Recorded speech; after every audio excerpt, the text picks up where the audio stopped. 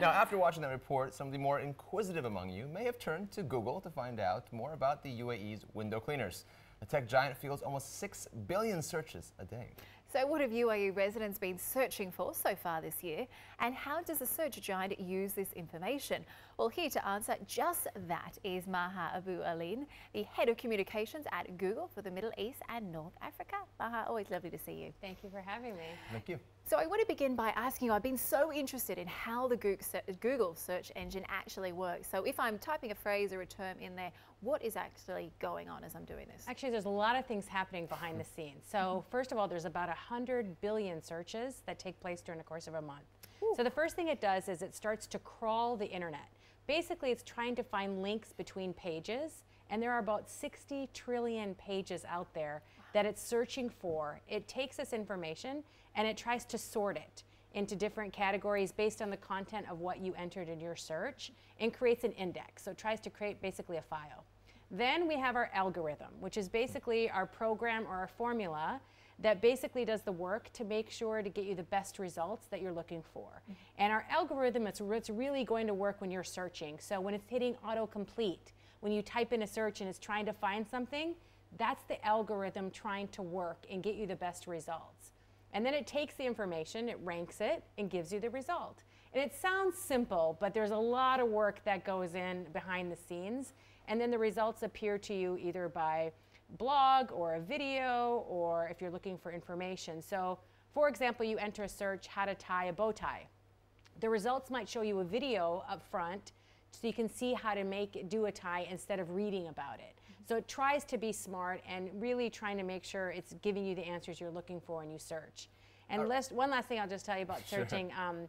It takes about 1/8 of a second, which we found out is like a blink of an eye is 1/10 of a second. So it's doing an extraordinary amount of work in a really quick time.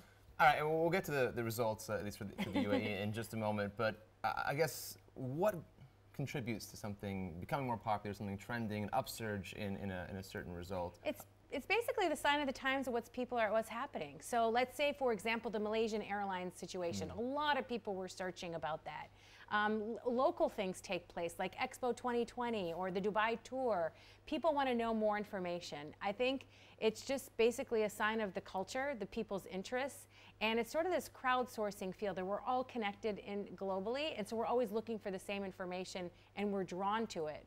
In terms of these algorithms constantly being updated though, how many people are working on them? I guess how quickly are these things being updated? I guess it's something you've got to be staying on top of 24/7. Yeah, more people work on search in Google than any other product in the company. And like last year, for example, we made 890 updates to the algorithm and you didn't even notice it.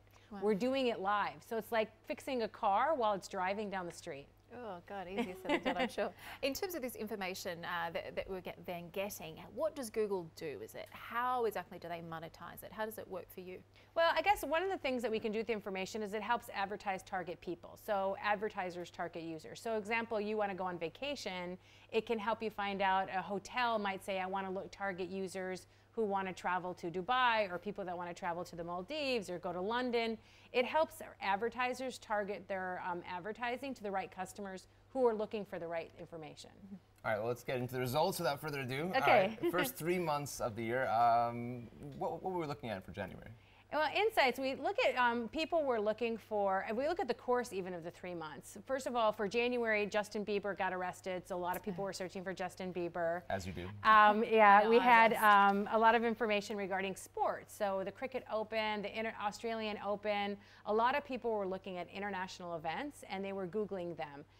We had ran a doodle on Dian Fossey, who's a famous zoologist, so a lot of people were clicking on the doodle to learn more information about her as well. Okay.